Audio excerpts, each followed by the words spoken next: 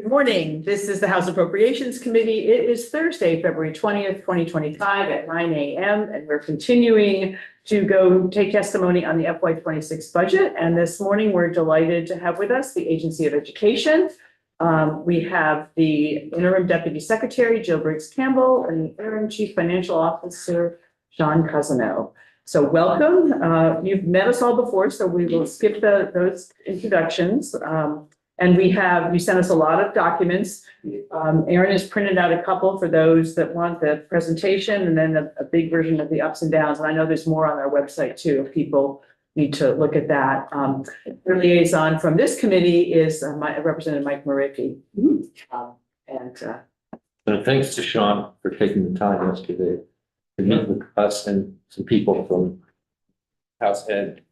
Dr. Blow. Great. All right, so state your names for the record and take it away, please. Good morning. For the record, Jill Briggs-Campbell, Interim Deputy Secretary. And for the most part, you're going to be hearing from Sean. So Sean, if you want to introduce yourself, and Sean will be driving the presentation. Yeah, hi, Sean Cousineau, Interim CFO at AOE. And do you want us to share screen, or do you have it? It's fine to share. Okay. I can do both. Yeah, that's fine. If there are people who are watching, then they can see it too.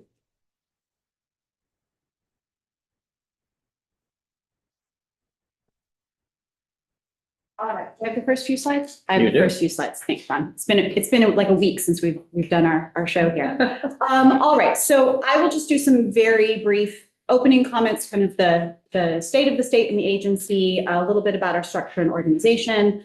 I'll also speak briefly about sort of the end of the pandemic era funds, which will be a theme in Sean's presentation. So we'll talk briefly about that, and then I'll hand it over to Sean. So going to, if you want to slide 3 there, purpose statement. So the agency implements state and federal laws, policies, and regulations so that all Vermont learners have equitable access to high quality learning opportunities. The agency accomplishes this mission through the provision of leadership, support, and oversight of Vermont's public education system. In terms of our structure, the agency is organized around 6 divisions. Education quality, which oversees licensure and then also school quality. Federal education and support programs, which oversees all of the federal grants with a couple of exceptions, including all of the title funds. Which we'll be mentioning briefly. Student pathways, which has a lot of different programs in it, including our flexible pathways, CTE, adult education, career and college readiness, our kind of standards group that does proficiency-based learning, personalized learning plans, so lots and lots are over in that section. Student support services, which has special education and then early childhood education, and also our multi-tiered systems of support. Finance and administration, which includes our finance division, and then also the secretary's office is over there as well, and data management and analysis division. And then there's also several mission-specific teams within the agency, so legal, communications, and our operations. So for it'll be the interim deputy secretary's message is what you're getting, but so what are sort of our high level major kind of points for the presentation today? So the first is really talking about education spending growth. So this will not be a new theme. We've been talking about this for the last several years. But we've seen inflation and increased costs, including healthcare, that are cost drivers in our education system. We also have really documented expanded student needs, both in terms of academics. We are really struggling to recover from the impacts of the pandemic in terms of academic outcomes, but also we've really been documenting evidence of sort of mental health needs, just sort of wraparound support, sort of the conditions for learning and student success have really expanded, and our schools have really taken on a lot of that work. And then, of course, the end of the pandemic era funding. The education system in Vermont was the recipient of over $500 million, and we'll talk a little bit about how those funds flowed.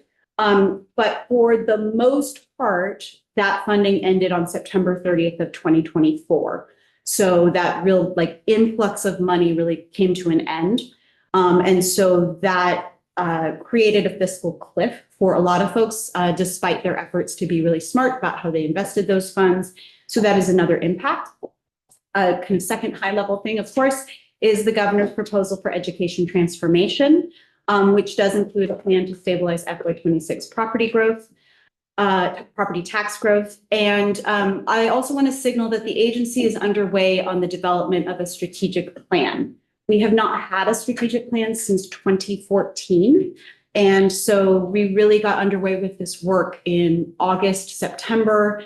We really used the data analysis that we did that came out through the state profile, and then the listen and learn to really inform the work that we're doing. We've already identified several critical priorities including accurate and timely data reporting, the literacy initiative that came out of Act 139 last year that we've called Read Vermont. We're really looking to address mental health and chronic absenteeism. And there's a lot of interagency work happening in that space and with our partners in the field. So we're underway with some of those high level priorities. But as would make sense, we are also sort of seeing how things are going to be playing out a bit within the legislative session to kind of finalize where we're going to put our resources and kind of prioritization over the next 12 to 18 months as well. All right, so key policy initiatives, we really just have one this year, and it's a big one, and that's the governor's proposal for education transformation. As you know, that includes governance, funding, and education quality. And again, to support the proposed changes to the education system, the agency has requested additional resources in the FY26 budget, and we'll talk briefly about those as well. I think I get to hand it over to you, Sean. Okay. All right. I'll take the next couple slides. So our recommended budget this year is 2.6 billion, and that's down 47.5 million. And the big changes here is an increase in the ed spending grant, 104 million, and then a decrease of the federal pandemic funding that's expired or expiring. And then our personnel and operating costs in our budget are 40. Pausing for a second here because we have new people on this committee, so that our COVID funds for Esther and Gear were things that went both to the agency and then to schools, and there was basically a three-year timeline for using those funds. And so that's why we have a big drop. Yeah, and if we go to, when we get to slide 11, I'll break it out a little bit more and talk more about those. Okay, great. All right, so we're looking for 41.1 million to cover our personnel costs and operations costs. That's down 15.4 million, again, mainly because of reduced in contracts that were funded with the pandemic. So is this contracted help or full-time staff that are there? We didn't hire any full-time staff with our COVID funds. Okay, do you have a decrease in staff, AOE staff itself? We'll talk about that a bit. I mean, do you want to do that now? We've done an analysis of this. Yeah, I mean, we have a fair number of vacancies, but I think our positions have stayed the same. Yeah, so we have 180 positions within the agency. Currently, there's 23 vacancies. Of those, 14 are in active recruitment and are in various stages of hiring or offers made. On average over the year, so the statewide average is a 6 to 7% vacancy, and since 2020, we covered just around that. Right now, we're at 8%. Yeah, so we do have some key vacancies that we're already actively recruiting for and hope to fill soon. So this is within the agency itself. This is not schools, right? So these are positions that were administering the COVID money. Yeah, why don't we go to slide 11? Let's talk a bit about the COVID money, and I can kind of help to break it down a little bit, and I think I'll address your question. So in total, and this began in 2020 is when the first of the COVID funds were received by the state of Vermont for the education system. So we had the CARES funds, the CRISA funds, and the ARP funds, and they all were in these, mainly in these two buckets called ESSER and GEAR. There was a whole variety of other programs. It's like an alphabet soup, including child nutrition programs. In total, the state received over $500 million in funds for education. Primarily, we're looking at the ESSER and GEAR, and the last one of those was the biggest, and that was the ARP or ARPA funds. In total, the state received over $280 million. 90% of all the ESSER funds are direct grants to our districts. So in federal parlance, that's our local education agencies, so LEAs. The remainder, about $44 million, was for the Agency of Education.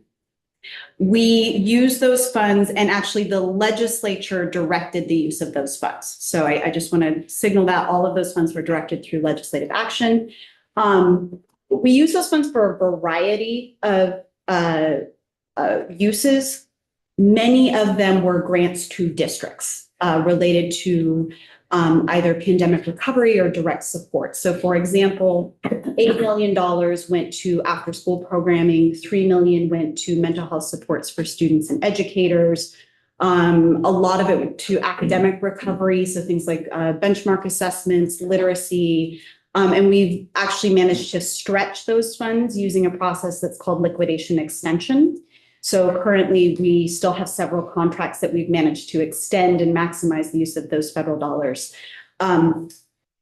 So the districts received of the ARP funds, the ARP ESSER funds, $256 million, and that's what expired in September 30th of this year. If you look down at the bottom bullet, many of our districts have also used that liquidation extension process to maximize and kind of extend out some contracts that they had. It had to be contracted work, not any staffing. So for example, some of our districts are extending contracts to support student mental health and address chronic absenteeism. Some of them are continuing to do professional development for educators to support academic success. Some of them are doing some closeouts of construction projects because of the kind of crunch on workforce and supply chain. So those are about $15 million has been requested through liquidation extension. Actually, a lot of that has already been closed out, but that's how we've tried to maximize those funds. In total, the agency ran over 30 different grant programs, and that's not including the child nutrition programs, and we managed over 30 contracts. What we did not do was hire permanent staff using these ESSER funds. We actually only brought on a couple of contracted staff to support the administration of these grants. I still have one of those people helping me with the never-ending federal reporting that goes with these and continues to go with these. So that's how we generally used the funds. And so we are now kind of squeaking out the end of those funds. For example, our literacy, professional development, and embedded coaching contract is an extension of one of these funds. So we're really trying to make all of that. Any questions on those? Because they, as I said, they will come up again in Sean's presentation. Thanks. Okay. Some new requests we're asking for this year. We have a couple of small ones and a large one. We're looking for $50,000. A $50,000 grant program for emergency meal sites, $45,000, which is a grant to outreach for Hunger Vermont. And this has always been, I guess, in DCF's budget. It's been moved to AOE, so it aligns with our nutrition program better. And then AOE has a portion of, 264 that we're apparently on the hook for $30,000. Let's add 264. That is an act that promotes collaboration between AHS and AOE to ensure all youth with disabilities receive coordinated services. But It's an all hands on deck kind of. yeah, Mhm. What's the emergency meal? Yeah, so I can speak to this. So When the state has a major emergency, for example, the floods of 2023 and 2024, the Agency of Education is actually the statewide coordinator for emergency meal sites. And folks always ask, why is that? And we say, because we feed thousands of kids every day. So we know how to do this. And we actually started doing this during COVID. What we found in 2023 and 2024 is that while our schools are really effective as emergency meal sites, and they are always like ready, willing, and able to jump in and provide that, and they have some USDA dollars that they are able to leverage to actually provide the meals. But what they don't get is any reimbursement or support for the staff time and supplies. And so those actually hit their local budgets. And what we found in 23 and especially in 24 is because of the FY25 budget crunch, is that because of that hit to their budgets, we actually had a lot of schools that were unable to be emergency meal sites.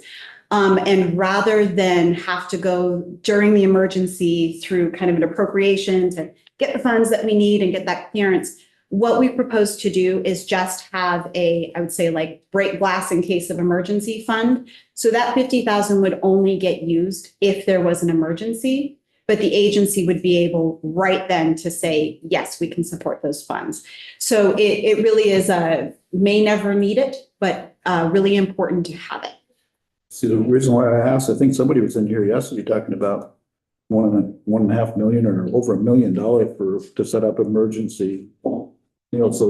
That was the food bank. That was a separate. Food bank. So the thing is, we got food things all over the place. Yeah. And my curiosity is there any, I can't get a grasp on getting all in one place to see exactly what we've got. So what kind of coordination are you trying to coordinate with all the other folks that do food to make sure we're not duplicating or just going in the right places? Yeah, so Rosie Kruger, who's our State Director of Child Nutrition, she's also the mass feeding lead for the state, and she co-leads a group that's called the Food Access Information Network, and it includes all of those partners.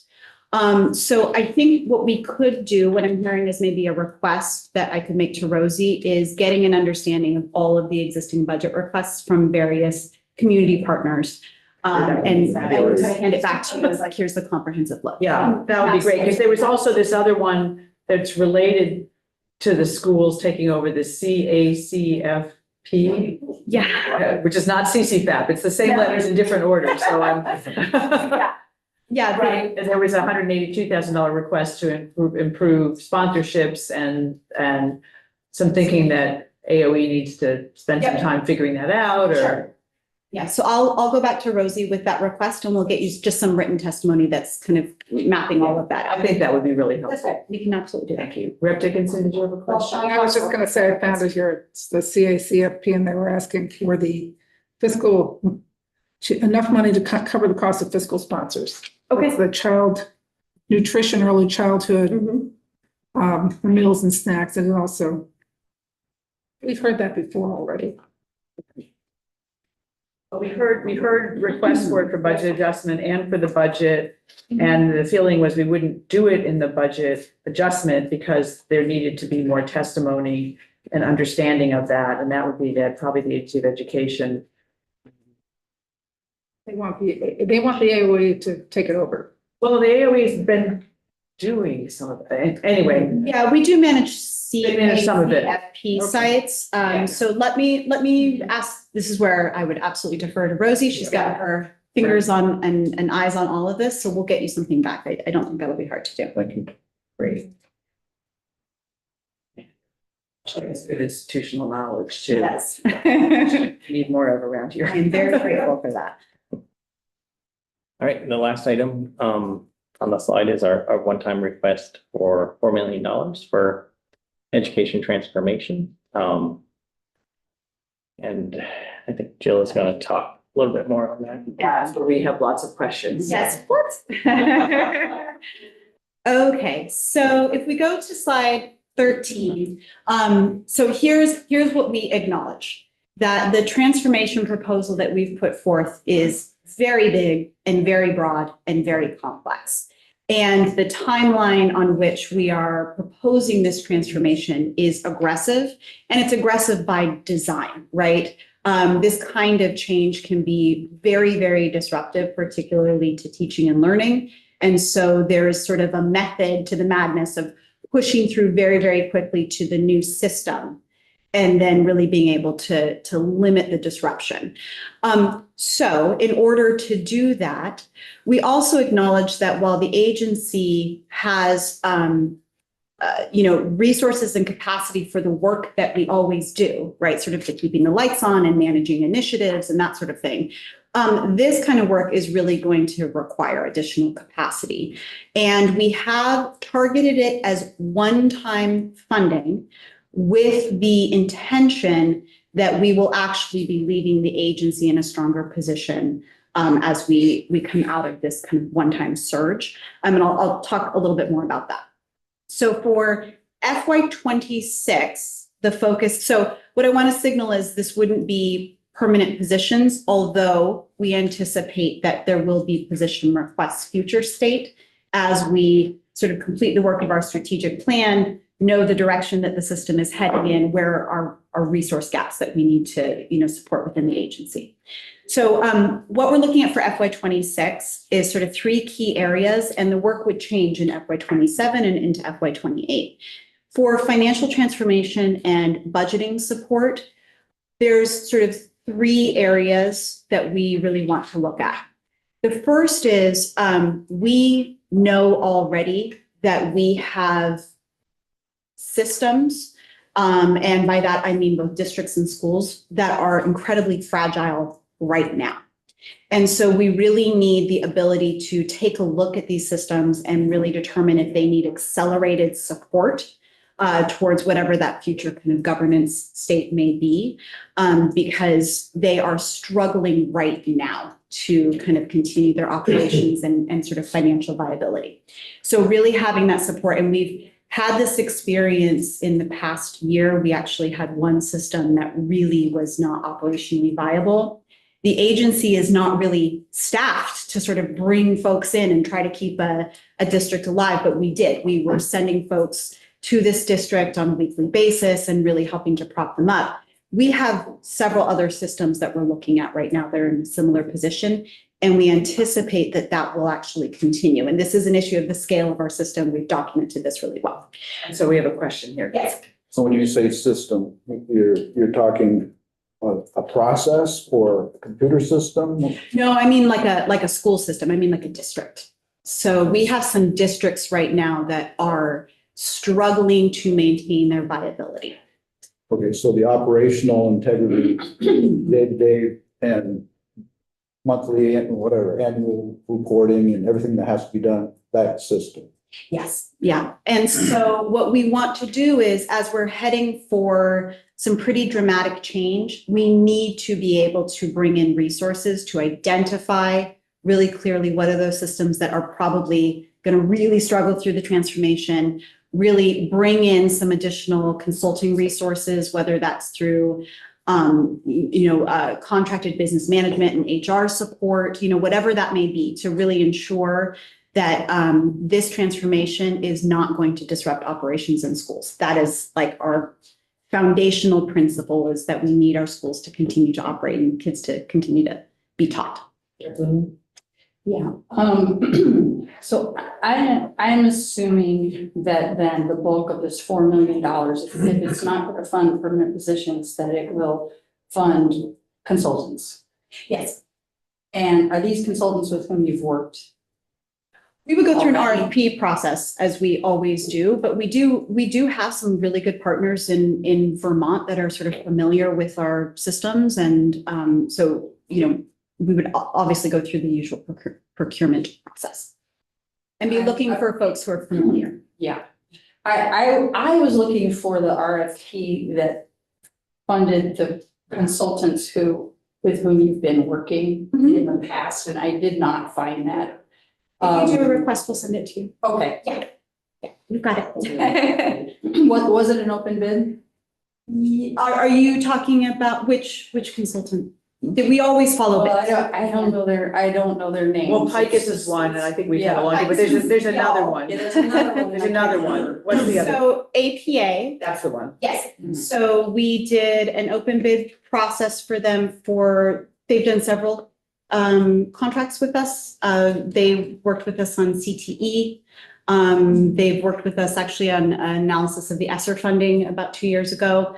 As an outgrowth of the CTE work, what we realized is that we were not going to be able to complete or make recommendations around that work until we actually had a better feeling for the whole system. And so the APA consulting contract essentially was an amendment of that, and we've used our federal dollars to support that work. So this $4 million is the key word in this sentence at the top of the slide is to support education transformation. That implies that there is an education transformation program in Yes. place. And so, so this isn't financial transformation and budgeting support, development of what that program is. This is assuming that the legislation passes this year. Is that right? It is making an assumption that some sort of transformational change will pass through the legislature this year. So it is really ensuring that whatever does happen this year, that we are proactively engaging in the support that's going to be needed to move the system towards that kind of future state, whatever it is. So is this assuming the governor's plan? It's assuming any transformational. It doesn't matter what plan it is? Yeah, I would. As far as I understand, we have not received a bill from the governor. You have draft legislation. From the governor, we have a bit, is there a bill or is just? I think that the bill has not yet been introduced, but We don't have a bill yet. Yeah, you have draft legislation that's been handed over. To the Ledge Council, right now. Go ahead. So this this is gonna involve scoping. If you were gonna work on a project, this would be like scoping and planning, money for scoping and planning. And scoping would be where you looked at the systems in various parts of the state or different districts, looked at how they work and how they might be able to be improved, how they might be all the same, so that we have consistency. That's what you're trying to do with the 4 million. Yes, so in terms of the financial transformation, it's one, what I would call sort of triage support of our systems that are really going to be challenged through the transformation. And then the other is exactly that, the kind of planning. How do you, let's just play out that the proposal for 5 districts or 12 districts or 20 districts, there was change in governance. How do you budget for that kind of new system? What is the support that would be needed? How do we do what's called precision staffing so that we're not rounding up? So some of these kinds of trainings and practices, and then really what we see this as is really working with folks on the ground, right? So, not webinars, but let's sit down, let's go through your spreadsheets. Let's think about how we would take 119 districts and turn it into whatever X number is. So really using FY26 as a year for scoping and planning is actually a great way to put it. So tell me how you got to the $4 million figure. What goes into that? Where specifically, how is all of that money being spent? So we would be looking at consulting contracts, and there's multiple of them. And so I suspect that there may be an additional request for funds in the following year, depending on the scope of the transformation, if we sort of identify that we need additional resources. And so what we did is we looked at some of the recent contracts that have been done within the state for work that's sort of comparable and looked at the cost of those and priced them out. So how much of the 4 million would go to each of your numbers 1, 2, and 3? How would you break out the 4 million? We'd have to go through a bid process, but I think we could come back to you with how we might anticipate scoping that out. So there isn't a specific plan or strategic plan on how the 4 million is going to be spent and how much in each of the areas you're expecting to spend, or? I can come back to you with that. I mean, the answer is yes, we've done some planning, but I don't think that we said, $650,000 would go to this, because there is always the sort of bidding process. And also, it would be hard to write an RFP right now if I if we didn't know what direction we're heading in. But So you might not need 4 million. I would be very surprised if we didn't spend every penny of that. Given the amount of transformation work. And if I can sort of speak to 2 and 3, that might help you a little bit. Yes. So 2, education quality and accountability. We have sort of 2 pieces of major work that need to be done in the agency and the system as a whole. So one piece of work that needs to be done, and this is maybe where some of the cost would be coming in, is our accountability framework in the state of Vermont for education quality is a very fractured system. As I've sort of said, none of the plumbing is hooked up. So our state assessment does not talk to our local benchmark assessments. And neither one of them specifically speaks to our proficiency-based learning standards. And none of it really speaks in a comprehensive way to our federally required ESSA state plan or kind of the comprehensive school reports that we do. So we actually have a significant amount of work that needs to be done to build a really strong system of accountability.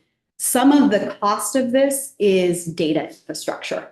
And we really do not have a strong data infrastructure system within the agency. There's a lot of IT debt, there's multiple systems, and our districts are also really using a lot of their own systems.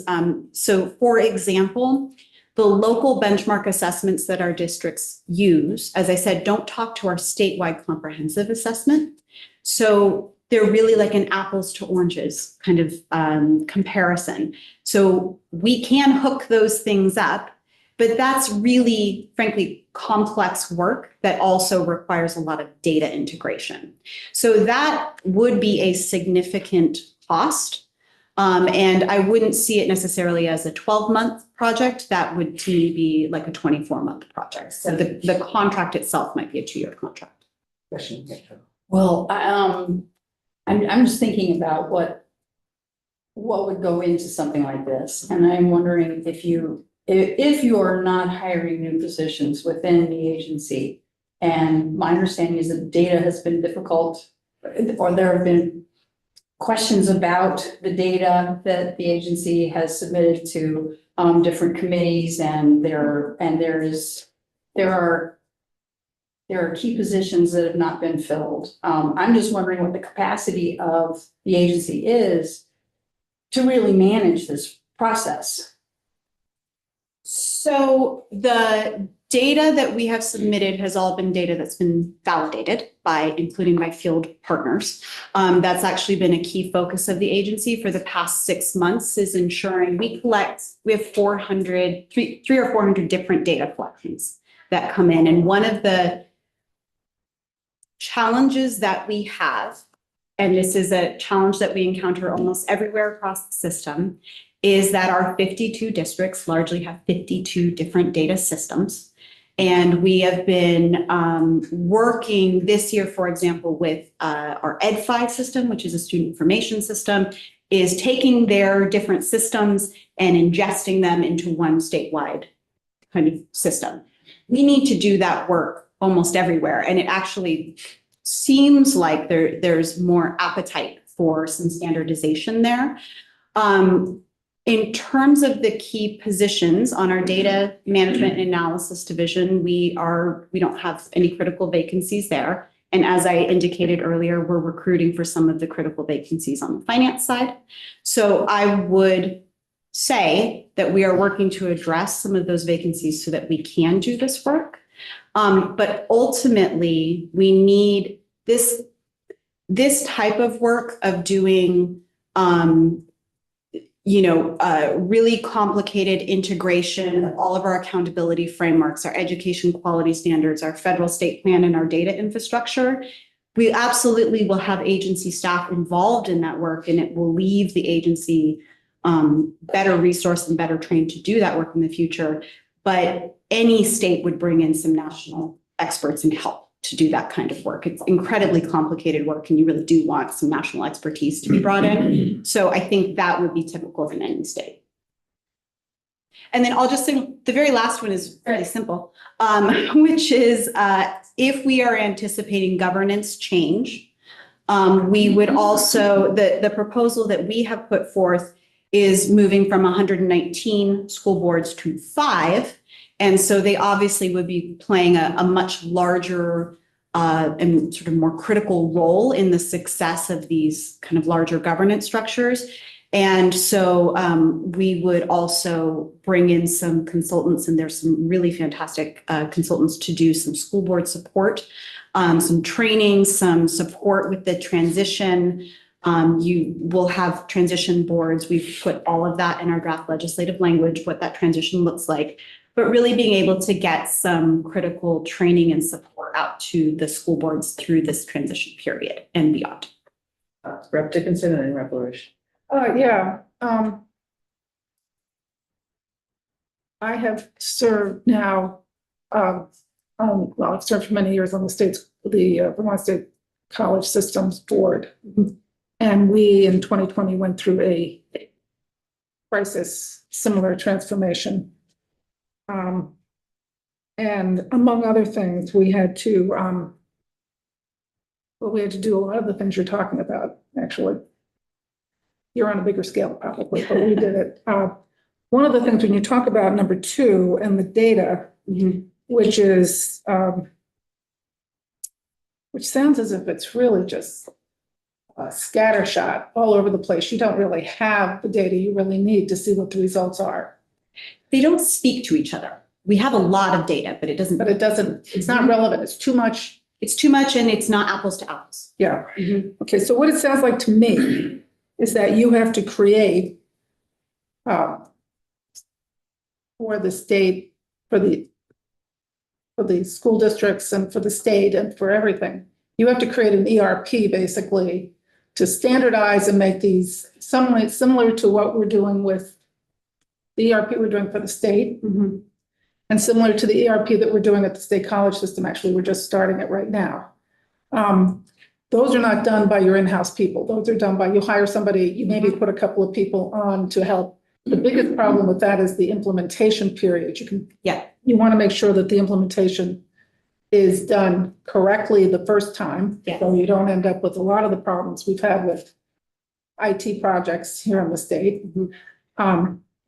But you have to run parallel systems. So you got the ones you got now. Yes. Then you got the new one that you're trying to implement. Yeah. And the implementation of the integration of those two, that transition period is the most tricky. Yes. And to be clear, we're not talking about doing that in FY26. So that is absolutely a multi-year process. You're absolutely Well, you have to right. get something organized before you can Yes. even start to. That's right. We have to map it all out. And in addition to the nuts and bolts of the data infrastructure, we also need to do some alignment of our quality standards. And what are the high leverage standards that we're going to focus on? What are we going to measure? And then there is this piece of the SS state plan, which is our federally required plan, which is out of alignment right now with many of our processes and what we're actually measuring. So we're looking at ways to actually strengthen and improve that. What we lack right now is some really strong quality measures where we can point at a school system and say, that's a school system that is effective, right? So things like not just absolute numbers on performance, but growth. We don't have a great measure to show that maybe you have a school of economically disadvantaged students who maybe start lower in proficiency because of, a whole host of kind of sort of preconditions, but they may be making growth, they may be making gains, and that's a really effective school system. We can't measure that right now. We don't have a good measure for it, and our accountability system doesn't take that into consideration. We have some work to do there to be able to do it. But that's the best practice. It's what we should be measuring. One second question. We're the size of Rochester, New York, the state of Vermont. We probably have maybe about the same number of students still, even though we've gone down. It may have the same. New York State, which is a much bigger state and a much more complex state, they have these things called Regents diplomas that they measure everybody in high school. When they take that subject matter test, they all take it on the same day, everywhere at the same time, in all the schools. little schools in the Adirondacks, big schools in the cities, Mhm. well-view schools in, Westchester County, parochial schools in some little town somewhere. Everybody takes the same exam. Yes. That's our Okay. statewide assessment. That is their state, and it is a very effective tool. It's Mhm. developed by master teachers from the bottom up. Mhm. And it's a subject matter, you either know this stuff, you either know geometry or world history or biology, or you don't. Mhm. That was developed in the 1920s. And it is now, I've been told that they've gotten rid of it. It's not, it's got its own controversies, but it created accountability for the teachers, the Mhm. school, students, and the parents, and Mhm. the taxpayers. Mhm. So anyway, that's my, So we have our statewide assessment, which we've had, we're on, it's the, Vermont Comprehensive. There's an acronym there that I've just lost.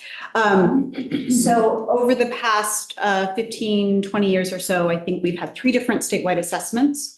You can't apples to apples them, but we can look at long-term trends. They're very clear. We have persistent gaps, all of those things. Where we need to make some improvements is one around the timing when those assessments outcomes are released for planning purposes. And so we're actually already making changes to improve the timing of when we release those results. And then and things like schools that are identified for comprehensive supports, which tend to be our lowest performing schools in the state, they are able to access federal dollars. And so we actually need to get those results released earlier so that we can take advantage of those federal dollars. The second place where we would like to make some improvements is this is where we get to our SS state plan, is the way that we show accountability is, I would say as a parent, speaking as a parent and also a former educator, it's really opaque. And so we have some work to do there, to do things like measure growth, and really be able to identify those systems that are successful in making gains for students, but also just make it a more transparent process and measure.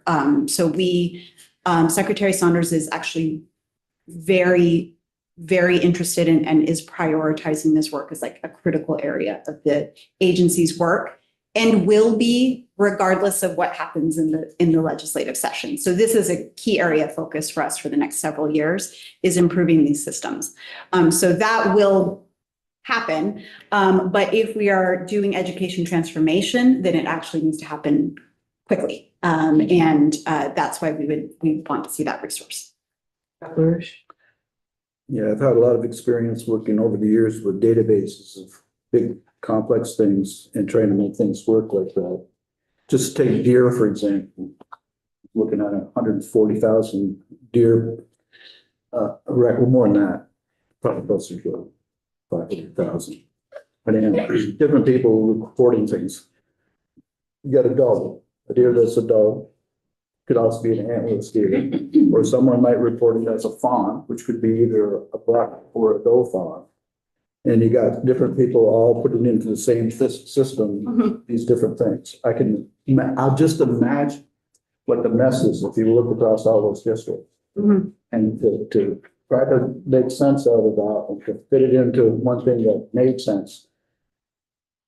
You'd have to have somebody that really knows what they're doing there. You might be better off just to come up with the parameters that you want to measure, set up a new system, get legal counsel, because to make sure that you know that you can actually collect the data that you want, and set it up and start from there. It'd be really nice to be able to look at all the stuff in the past so that you can see how its performance changed through time and what things may have changed that might have influenced it. But I think you might actually start looking at it. You might start looking at that and find out that the task is, the squeeze is going to be worse than the juice that you get out of it. Yeah, and actually Sean has done a lot of work on the finance side of this and was really instrumental in the development of the Uniform Chart of Accounts, and we continue to refine that. I'll sort of say as a general comment, one of the things that is challenging in doing the kinds of transformational work that we are proposing is that if we sort of swept the deck and started from scratch, I think this probably isn't the system that we all would have built, right? All of the complexity, right? We're trying to sort of unpack about 200 years of decisions that have been made. And in terms of things like data infrastructure, we have, as a state, I would say we've taken the position of really allowing for a lot of local control around the systems that folks choose. It's better than it used to be. But actually, if you talk to folks in the field, I think they would agree that there's too much complexity. I mean, really basic things, like if you're a business manager in one district and you go to a different district, they may have an entirely different finance operating system, right? Same things with student information systems. It's getting better, but we have a long way to go. And so I think we do have an opportunity, again, with whatever, whether it's the governor's proposal or a different flavor of something, we have an opportunity to, I would say, leapfrog years worth of pain points if we're doing this work. And actually, one thing that we heard really clearly from the Listen and Learn tour is the message of like a little less freedom, a little more unity would be helpful for districts. And that applied to their data infrastructure systems. It also applied to some of those academic standards that I was just mentioning. So right now we, allow districts to, as long as they sort of have a coordinated curriculum, which we don't particularly measure very well, they can develop their own coordinated curriculum. That is incredibly labor intensive and money intensive. And we heard, and it's not, frankly, it's not what we want our teachers to be investing their time in. We want them to be teaching, right? That's why you get into teaching. And so I think when it comes to sort of the egg quality standards, which we haven't really yet been able to really talk about as part of the proposal, is what are some of the things that we can take off of the plate of our districts with their input. It's absolutely critical that they're providing that input, and have some more standardization at the state level. So that applies to data, it applies to finance. We have our district quality standards as a movement towards that, but the district quality standards are good, strong standards, and we're really defining what quality looks like. But it allows folks to get there through their own path, and that takes a long time, and some folks will never get there. So are you saying you would make all the curriculum decisions?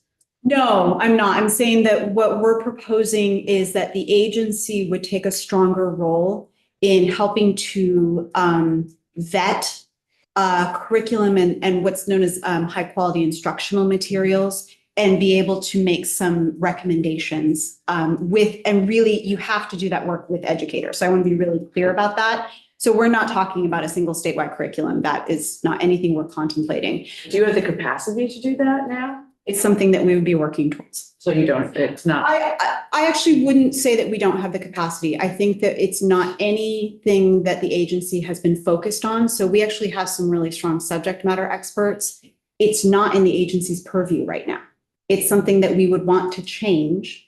And we actually have folks within the agency that could be doing that work. So no, I wouldn't say that we don't have the capacity. I would say we're not authorized to do so. So I guess I would like to see a little more detail from you on the 4 million, how you plan to spend it, where you plan to spend it. I know it's one time, what your thoughts are beyond that. We don't just, we need more detail before we can say, yeah, sure, here's $4 million. We'll submit that in written testimony. That would be terrific. I would say, I'm going to signal, it's very challenging to say, it would be $200,000 for this, right? The bid process is the bid process, but I think that we could get much closer for you. Yeah, I mean, because you've got to have some strategies in your We do, head, what and you're trying to do, and we need we mapped it to out. get all that information. Yeah, you've got it. Okay. Okay. Any other questions in this area for the moment? Nope, okay. Well, that's good because my computer's about to die, so I'm gonna. I assume when my battery runs out, I get to go get a cup of coffee. Is that right? Okay, moving on to slide 14. This is a high level, look at our budget broken out by spending type for operating grants. And we're just comparing last year's or the current year appropriation with our request. Again, in total, you see that 47.5 million reduction that we talked about quite a while ago now. And you're seeing our personal services down and so that's contracts on the personal. Contracts, not staff at AOA. Yep. And then the net of those, all the grant changes. Next, we're looking at our general fund appropriation only for the entire agency. These numbers do not include that $4 million. This is our base request. And personal services, we're seeing the largest increase, and that's mainly our normal salary and benefit increases from year to year. And some minor other increases as you go through the different appropriations. So I do have a question on this. It's still called adult basic ed, but I'm not sure that's what it's really called anymore, so that might need to be updated. But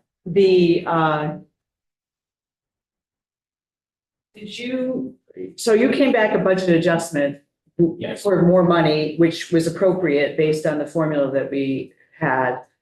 And it's my understanding that this number doesn't take into account the budget adjustment that we did. Because it's the same number, and you did this probably before budget adjustment, Right. before the administration proposed the budget adjustment. Yes. So we did the budget adjustment because we got final numbers on student counts. So Yes. we're, we have to pay her the updated number. Right. I did level fund this. I could have increased it a little bit, based on those figures. I didn't, that was an error, I think, on my part. Okay. We'll plan to do budget adjustment next year when we get the final numbers, Right. come in. Yeah, so we will just look at that also, knowing that this number maybe should have been, and then there maybe still be a truing up, but maybe a smaller truing up if we adjust for. Yes, yeah. I'm just wondering if we need language to show this. We have the language, it's a matter of the right dollar amount at this point. I think we should check and make sure the language is the same. You didn't change the language from what we did last year, did you? No. Okay, so I think we may be okay. Well, we can talk about that. Yeah. Great. Thank you.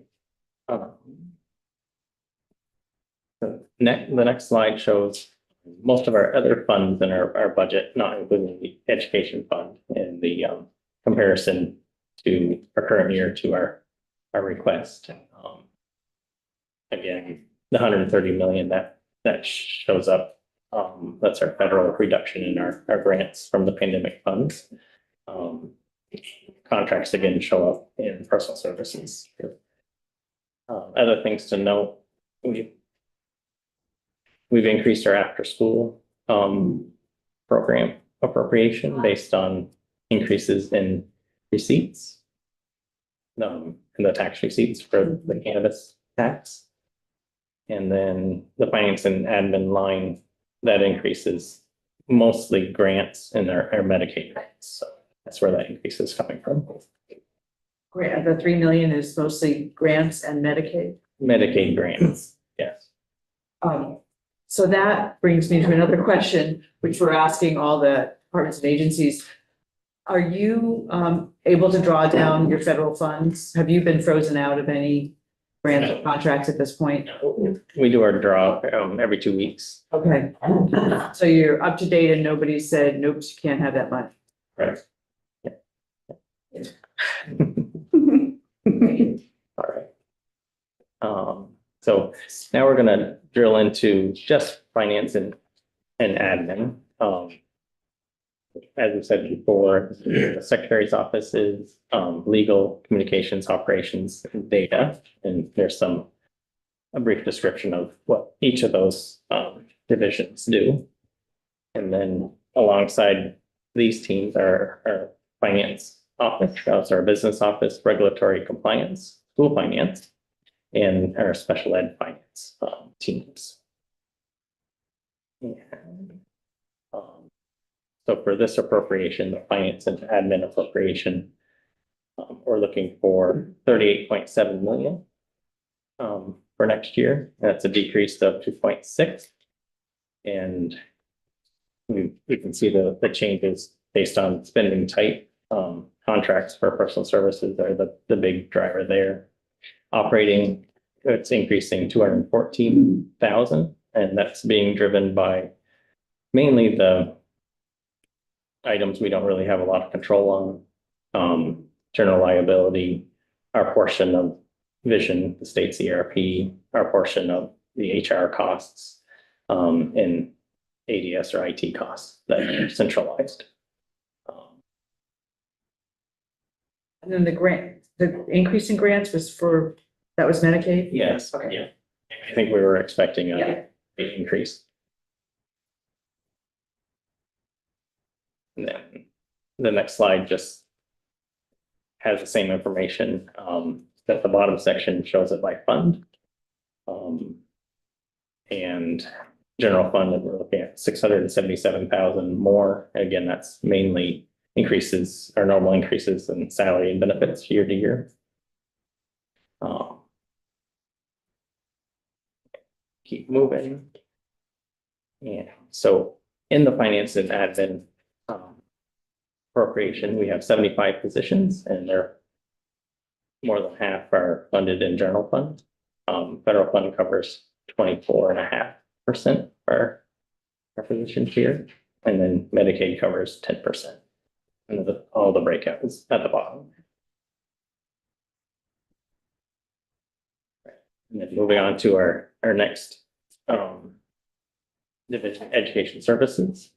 And we've got 4 divisions: education quality for teacher licensing, our federal program. Most of our federal money flows through the title programs, 21st century, child nutrition, and then student pathways. That's the federal money. The Carl Perkins grant flows through that division. That's where our tech head section. And then student service, the 4th one, and they cover special ed and early education. And we're looking for 211 million for this appropriation, and that's down about 140 million, again, from the pandemic funding expiring. And so Sean, that's inclusive of the federal grants that we're the pass-through agency for. Yes, yeah. So it's like 100 and some odd million is our federal. right. So yeah, 192 of our 211 is the federal grants. Are there questions on that? You knew this was coming. Okay. Just talked about this slide already. And just the numbers compared to current year budget here, and again, we're seeing our reduction in federal funding. Mostly in this division. So a lot of places identify special funds and the letter D is after it. What are those funds? Special funds in this team would be, there's Medicaid, maybe tobacco, Okay. licensing. And that's those are the true in the finance and administration too, is it saying? Yeah. All those kind of things. Okay. Thanks. And positions, 100 positions in this appropriation. 46.5 are federally funded. Like less, 28 are funded with general fund. We got 1 tobacco position, almost 10 licensing funded positions, and 11 from Medicaid. And we've got some interdepartmental transfer funds coming in from AHS and other agencies that fund for positions. And now moving on to the ed fund,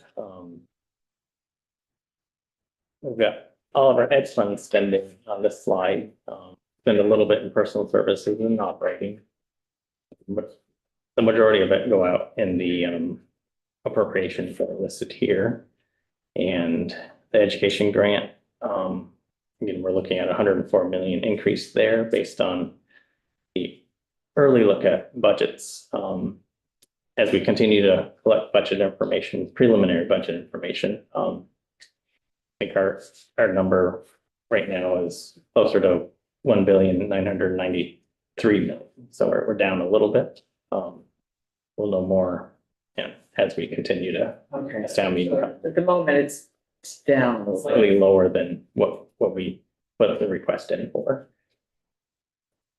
I Universal. want to talk about, universal meals. So in the budget adjustment, it's not 20.4. We reduced it to 17.5 million. And I know the governor's proposing eliminating it.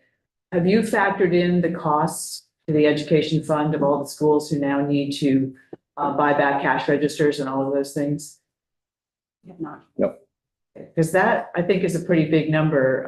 I talked to I was informed that one school district alone was going to be several $1 million if we stop universal meals to ink that of cost. So those would be cost the education fund. So it could actually cost more to not have universal school meals.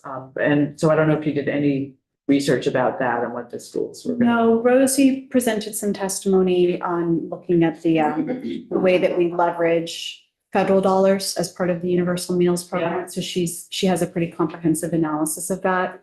But no, the short answer is no, that analysis has not been done.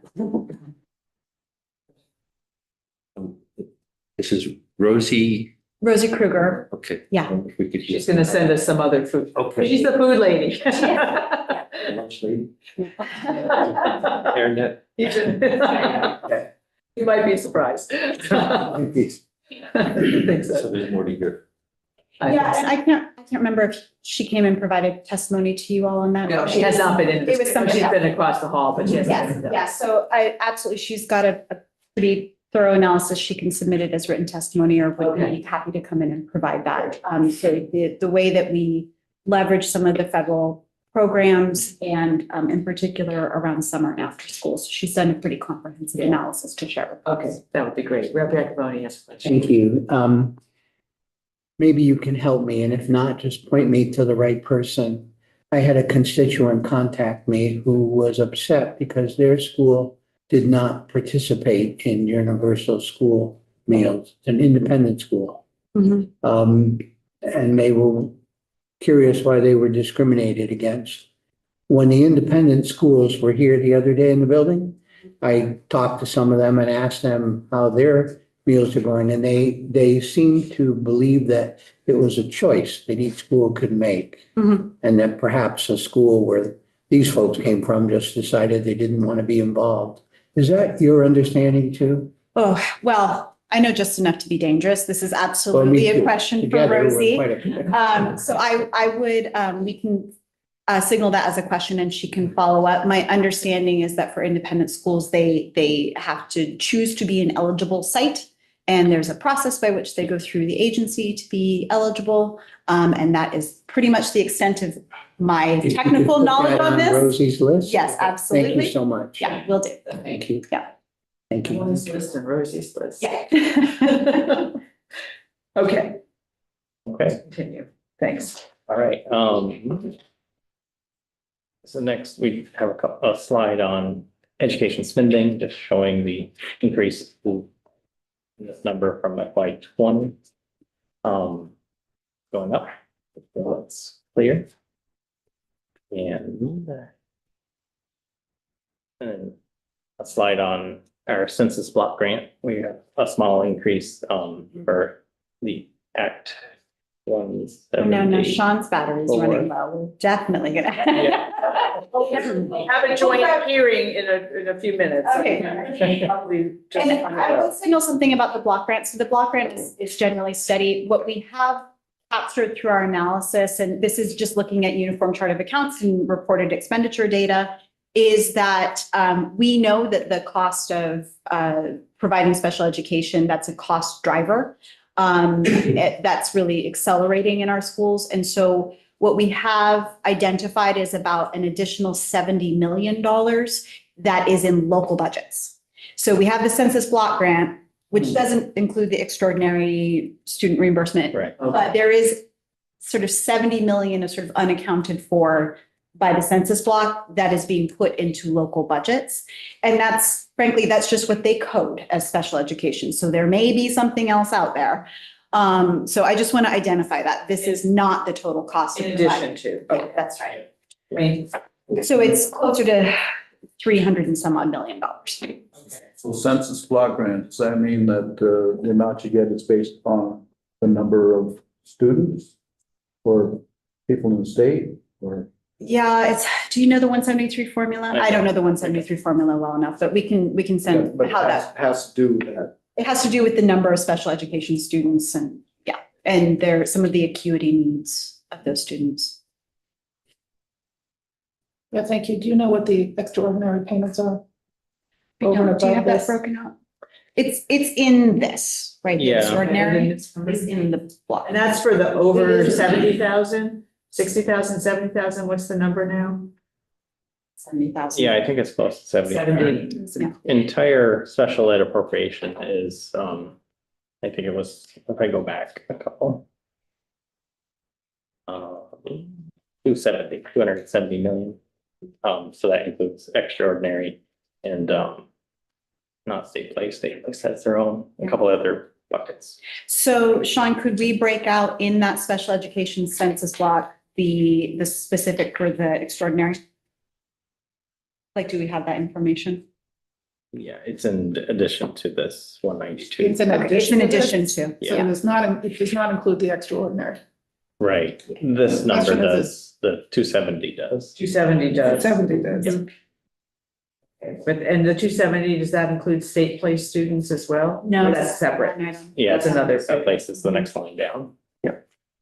So this is an area of increasing pressure on our kind of education funding system generally is the provision of special education. And we've really articulated that this is something that needs to be addressed and a major way of addressing that is actually how we deliver special education.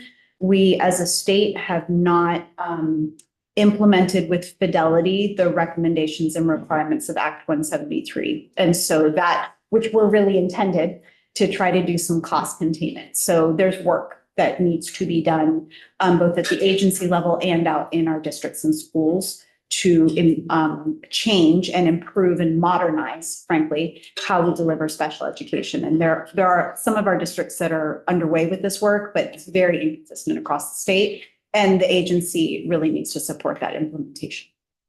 And I have Rep. LaRouche and then Rep. Dickinson. Do you have any rough estimate of what the number of special ed students is in the state? It's 18% of our overall, which is disproportionately high. It's sort of nationally. So if we have 83,000 some odd. So 16,000. So that's high nationally and it's high in the Northeast, which is high nationally. So we're a bit of an outlier. Lynn, go ahead. Yeah, I'm gonna follow up on that. There's anecdotal evidence that the schools promote special education for some students because they draw down some federal funds. And so we have an inordinate number of students that are categorized as special education when maybe they wouldn't normally be. I don't know that that's what I've heard for years. Yeah, I'm not sure that that's the cause and effect. I would want to validate that. But what we do know is that we do tend to identify students for IEPs and sort of special education services at a higher rate than other states. We do also know that we have some districts that have implemented some of the recommendations of Act 173, critically including early childhood intervention, and that has reduced significantly the number of students that are identified. So I think there's actually some educational practices that we could put in place. Like this is nationally, the number of students identified as having a disability are on the rise. And nationally, the cost of special education is on the rise. So we are in line. Our rates are faster. And so I think that we actually, if we made some of these changes to the delivery and identification and early intervention, that actually would go quite some of the way to controlling these costs. It's what's in 173. And I would say we just have not implemented that with fidelity. But we do have some districts that are sort of showing us the way on how it could be done. And they're seeing those numbers reduce. Yeah, I can verify that that's true, because when my kids were in school many, many years ago, we had a triple E and a CEE program for preschool. I had a daughter in it, and it was extremely successful. The superintendent was never able to, they were overwhelmed. I don't think they could really document it. It went on for about maybe 8 years, and then it was taken away. Yeah. And I don't know if they've gotten out what they have now, but it was a very, very good program. Yeah. And there was, just as a parent watching these kids go through the system, I could see that they didn't need further work later on. Yeah. And the second thing I want to say is that when I was on the school board, the extraordinary was used for a lot of alternative schools where they were street front schools. And now there are not a lot of kids in extraordinary generally. So it's a lot of money, but it's very small. Yeah. So it would be helpful if we could put that in perspective. Yeah, and I think also we have some strategies that could be implemented, including one that came out of this body last session, which is the use of boards of cooperative education services, which is regional, right? So I actually just had a fantastic meeting with the national leader on this yesterday. I think we have real potential to make some strides on this in the next 2 to 3 years. And I would sort of love to see where we're at in 2 to 3 years. And really, like, this is, yes, it's about controlling the cost, but it's also just about how we're serving students. I think we're working really, really hard right now, but maybe not as effectively as we could. Okay, that was my last slide, I think. Just a quick question. Did you say anything at all about the CTEs? I'm trying to remember at this point. Do we have anything to say about them? No, I mean, on the ed fund, Are we doing anything differently with them? Are we increasing? there is a small increase based on either indexes or. Yeah. So, man, this is one of those ones where I'm just going to say, like, I'm going to show my ignorance by just saying enough. The need re-indexing resulted in a small reduction, which I think we've actually put in to make whole, right, for the CTEs, about 300,000. For one of the calculations, yeah. Yeah, so our CTE funding system is so complex that I don't even want to attempt to speak to it. But we did see a small reduction that we did address to try to make that whole. Okay. But we will have a CTE proposal coming next week. Because why not do all the things? So I know how much we're spending an awful lot of money on special education. And I've had the opportunity to go in schools in the past and see given a lot of money for people at the lower end of the scale. And are you aware of, we have gifted students at times, and that are maybe in systems that don't challenge them in the way. So in terms of our society, where we would like to get the most out of return on our investment in terms of our society, is there any thinking about or anything going on that would allow special education or funding for some of those people that were at the upper end of the scale? Because you could call it disadvantaged at either end of the scale. So, yeah, go ahead. I'm sorry. I'll go ahead. So it's a complicated question. There are things that can be done in the way that we deliver education that could improve opportunities on either end. So when it comes to students with low and moderate disability, we actually know what the best practices are. And I would say, again, this is an area where we have not implemented with consistency and fidelity. For example, we've documented really clearly that we tend to, the students with low and moderate disability, best practice is to serve them in the general education classroom. We tend as a practice generally in the state to pull them out for one-to-one. And in fact, we've identified that they're then losing core instruction. And that's not a best practice. That was in 173. It's been in a lot of studies. So on one end, we could improve that service delivery for those students, and it actually would reduce costs. On the other end, when you have, there's two places I would say for students who are really excelling potentially and maybe need more opportunities for accelerated work. So one is differentiated instruction in the classroom is also just generally good best practice. It's hard to do. I want to signal that I don't want to in any way, like as I was an educator, I was in the classroom. It's really hard to address all of the levels of your students. So that really takes a high level of training. It takes experience. It's very hard to do at the early stages of your career. And I think we could do better at the state level in supporting that kind of professional development and training in the field so that our general classroom educators are better prepared and feel more effective at supporting all their students. It's hard to do that. In addition, we know that we have very inconsistent access to accelerated coursework in our secondary education. This is something that we documented really clearly through the Listen and Learn, and it's actually something we're trying to address through our proposal. The foundation formula that we've proposed actually, we're not calling it gifted and talented, but it actually builds in money to ensure that all secondary students have access to accelerated coursework and career and college preparation.